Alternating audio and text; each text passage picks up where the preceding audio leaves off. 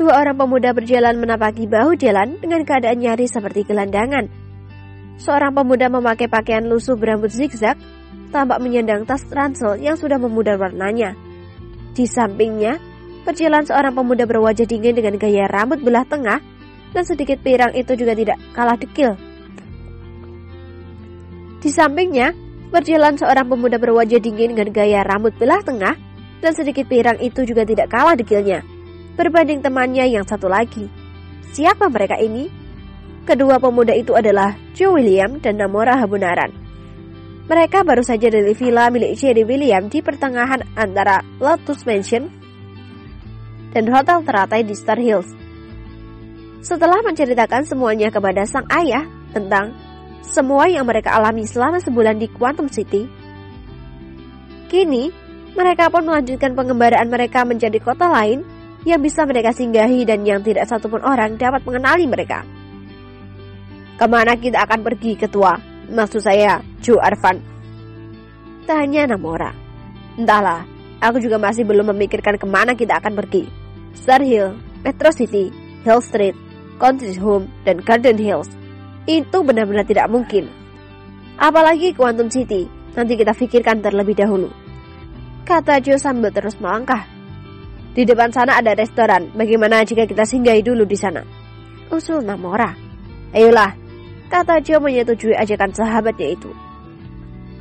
Belum lagi mereka tiba di restoran, kini ponsel milik Joe pun berdering. Joe bergegas mengeluarkan ponselnya lalu segera melihat ke layar ponsel. Paman Tigor, tanya Joe dalam hati dengan heran. Ada apa dia menghubungiku? Apakah ada sesuatu yang penting? Siapa yang menelpon Anda? Tanya Namora yang heran melihat kerutan di dahi Joe. Ayahmu yang menelponku, jawab Joe singkat lalu segera mengusap layar untuk menjawab panggilan tersebut. Halo, Paman Tigor.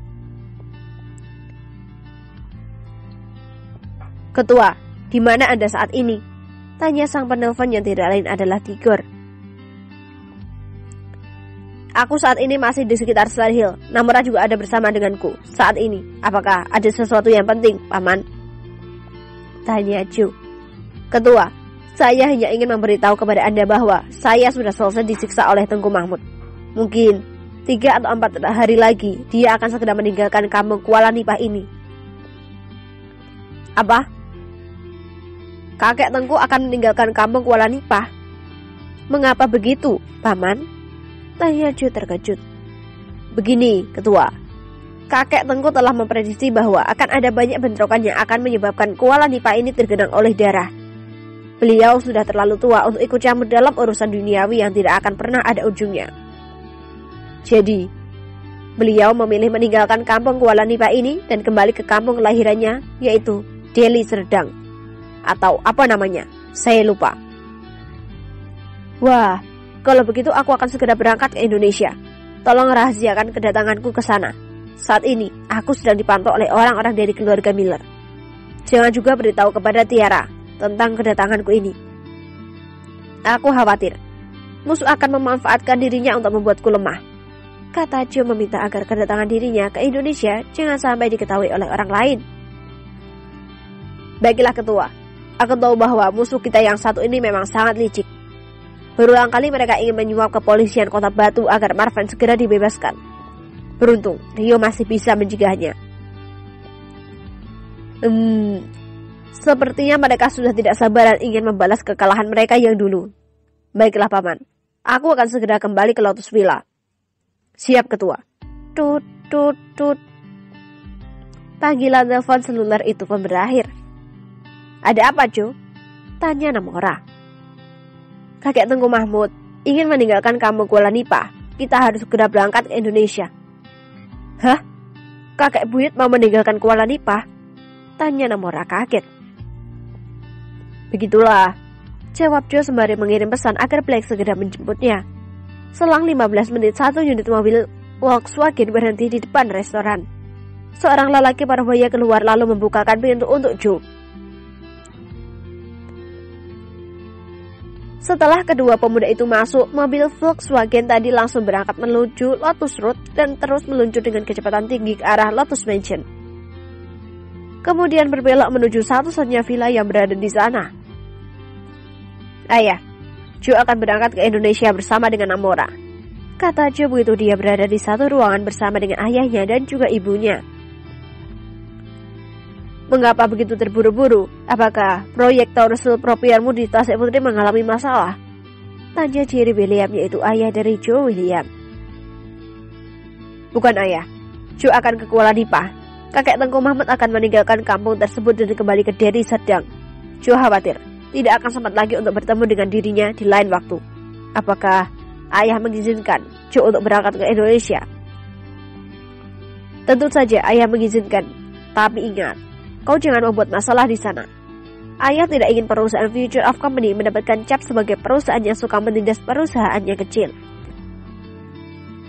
Ingat itu baik-baik," kata Jerry memperingatkan kepada Joe. Ini karena baru saja Ryan atas nama VOC membantai perusahaan keluarga Clifford di Quantum City. Joe kali ini tidak akan membawa nama keluarga William, tidak akan membawa organisasi Dragon Empire maupun Tiger Shark. Joe akan mandiri sendiri dan berusaha untuk menjadi seorang yang memulai sesuatunya dari bawah. Kata Joe menjelaskan kepada ayahnya bahwa dia tidak akan menjual nama besar keluarga maupun organisasi demi kepentingannya sendiri. "Jadilah lelaki yang jantan. Future of Company tidak selamanya bisa berada di belakangmu. Kau memiliki Taurus Propier, jadi kembangkan perusahaanmu dan mulailah belajar menjadi besar." Joe patuh. "Bagus, sekarang kau boleh berangkat. Kau mempunyai beberapa hari lagi menurut perhitungan dari paman tigurmu. Tapi jangan menunda.